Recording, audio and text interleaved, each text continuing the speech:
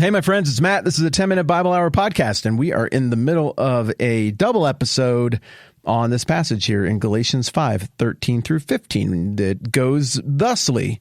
You, my brothers, were called to be free, but don't use your freedom to indulge the sinful nature. Rather, serve one another in love. The entire law is summed up in a single command. Love your neighbor as yourself. If you keep on biting and devouring each other, watch out, or you'll be destroyed by each other. It's a pretty stout warning. This is Paul speaking to the reality that the churches he's writing to in the book of Galatians were feuding. This stuff had turned weird, toxic, if we're going to use that word, gossipy, no doubt. Factions had formed, and Paul's trying to pull them out of that spiral, out of that ugly stuff, with the very same life-giving, eternally true theology that should also pull them out of the weird pro-circumcision groups' false teaching and the false belief that they can earn favor with God. The same theology is going to help with both of those things. And we started processing that yesterday. If you didn't catch yesterday's episode, this is one where you probably ought to go and get that before you do this one. And then we're going to talk a little more than usual today about what we do with this timeless passage, because I think this one kind of gets into our business a little bit, no matter who we are, where we're at in life. I think this has something very practical to say to us. I'm just going to try to game that out like a human here at the end of this conversation. All right, Jeffrey, I'll have you play some music, and we're going to get after it.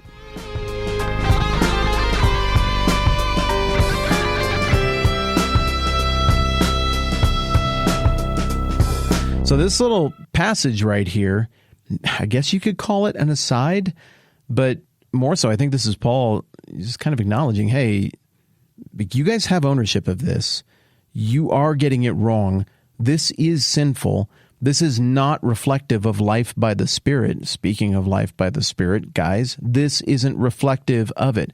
Speaking of people coming in and cutting other people down, hey, in the same way that if you're trying to impress God and so you just keep circumcising forever, eventually there'll be nothing left. So if you keep tearing each other up and cutting each other down, eventually it'll be cut down to nothing, and you will destroy each other. Implicit here is a question. Do you guys want that? Do you want to be right that much? Do you want to win that bad?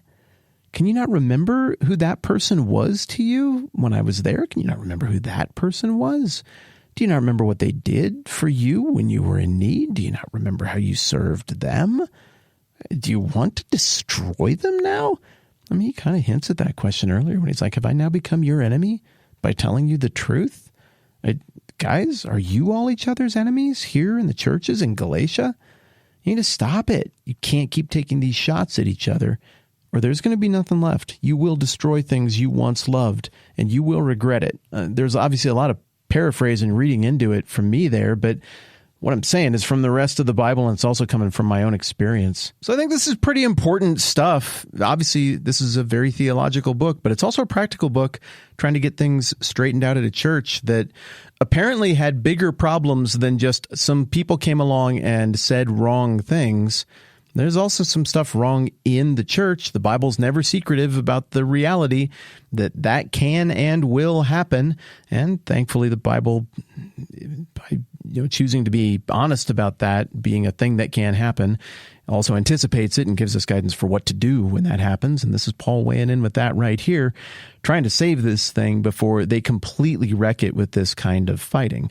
Of course, once again, what is going to be the contrast to this biting and devouring and cruelty and all of that? Well, it's going to be life by the Spirit again. You know the ground rules. For the most part, I don't try to tag on a whole bunch of, and everyone, here's your lesson for today, kids. Everyone ought to do this. But sometimes the text, it's speaking to us, and the instructions, the behavioral instructions that were given to them, they're timeless. They're for us as well. And this one's got to hit, look, two levels here. One, if you're going to church right now, there will always be this temptation to join a righteous crusade to straighten a thing out. There will always be language that is invented about why this person's bad or these people are bad. Usually, if we're really honest, it just comes down to certain preferences, or you and your team think it would be more strategically shrewd to do this, and somebody else in their team thinks it would be more strategically shrewd to do that. You're both pulling in the same direction, but you just disagree about how to do it. Well, especially if you live in my part of the world, passive aggressiveness can be sort of a thing, and those conversations, sometimes they break down very quickly. And once the conversation and goodwill goes away, it gets replaced with sometimes things that twist up into something that's pretty gross and pretty ugly.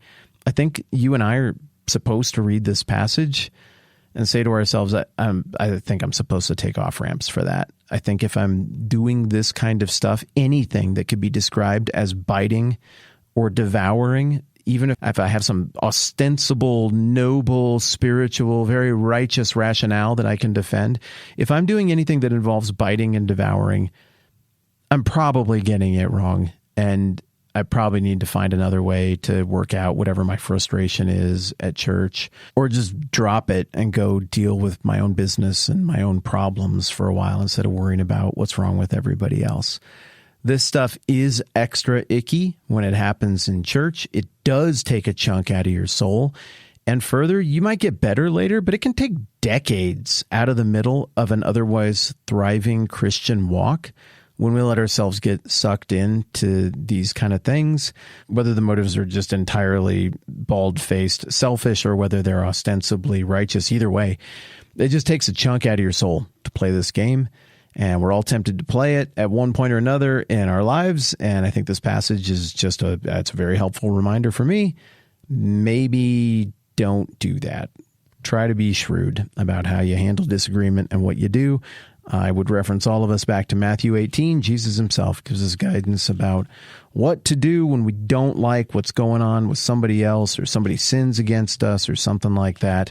So there's that. Practical thing number 2. If you've gone to church for any amount of time, amazing, great things have happened there. Cool relationships, meaningful exaltation of God. You've probably learned stuff about God and the Bible. You've met people you wouldn't have met otherwise. You've been put in positions to serve other people. There's all kinds of great things that happen at church. Also, you've surely been hurt at some level if you've been in church. I mean, church aside, you're around other people. You're in each other's business a little bit. You're working on the same project. You're going to irritate each other.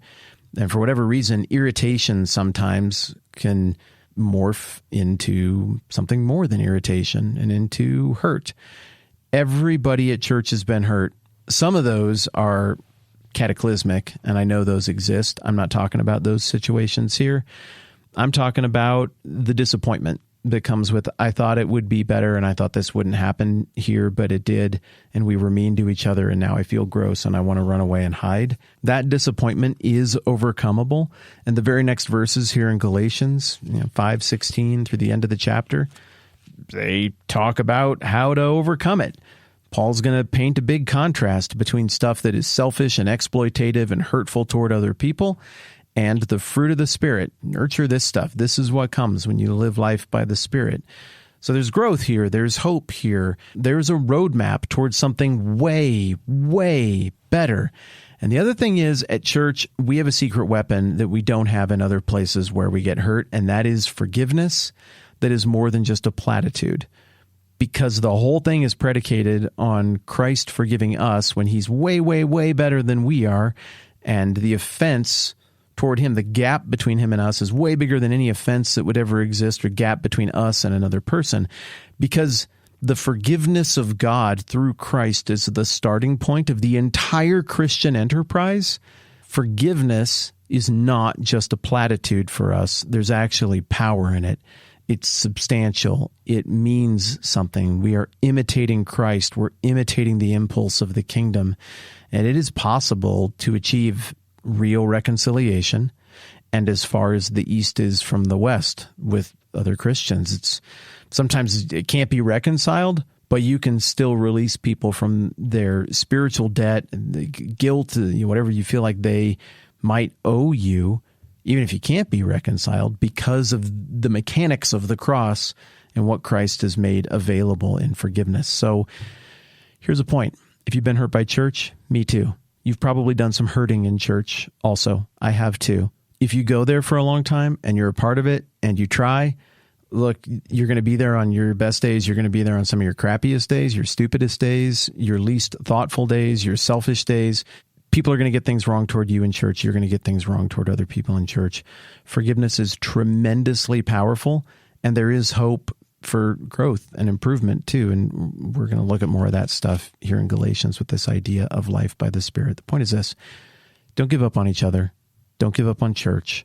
The whole reason that we need a cross, the whole reason there's a Bible when we talk about any of this stuff is because we're broken. The disease of sin is on us, and it's very real, and it's a very real problem. But there is more than just human nature. There is life, there is growth, there is transformation, there is being remade in the likeness of God, coming to value and imitate the priorities of God and the values of the kingdom. And that's kind of where Paul takes us here in the home stretch of Galatians that we're getting into right now. So here's my super preachy stuff for me, for us, for everybody that I don't normally do that we're taking from this. One, at some point, you got to stop, even though maybe it's hard and you're in the cycle. You got to stop biting and devouring each other. We just can't do it, or we're going to destroy beautiful things that we love, things that we shouldn't destroy and don't want to destroy. Two, if stuff starts to spiral, you feel that impulse toward dark stuff in church, just being generally difficult or contentious with other people. There's tons of stuff in the Bible to go and look at. Matthew 18 comes to mind, teaching directly from Christ. Three, if this has gone wrong and you've been hurt by church or you've hurt other people in church, that's why there's a cross and there's forgiveness. And also there's guidance in the Bible, including the stuff that we're about to look at, for where to go next and how to live out life with other people in the Christian life in a way that looks more like what the kingdom values are and what this whole truest realist thing is about. That was a lot. It felt like the text took us there. Thank you for indulging me. I'm going to shut up now. I'm Matt. This is the 10-Minute Bible Hour podcast. Let's do this again soon.